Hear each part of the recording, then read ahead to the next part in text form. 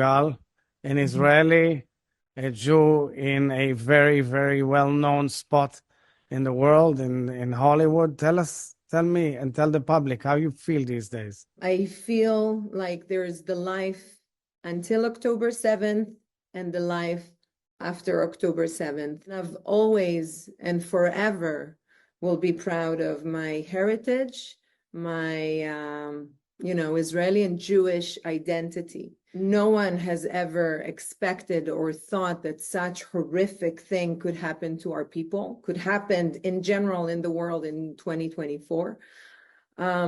There's not a day that goes by without me thinking about the hostages and the fact that we're even here now talking. They're there in Gaza, in the tunnels, surviving for almost a year in this hellish reality. It is the highest priority in our nation, in our nation's psyche, in our being, to bring our sisters and brothers back from the horrible dungeons and tunnels in Gaza. We have to advocate for the hostages to come back home because this is just impossible.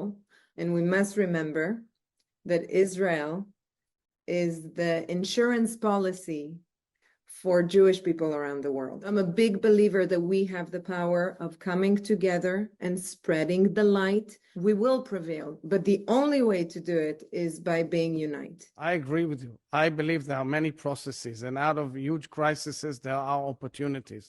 And I believe that one day we will also see movements and further movements towards peace and towards more and more inclusion of Israel and its existence as a fact forever in our region.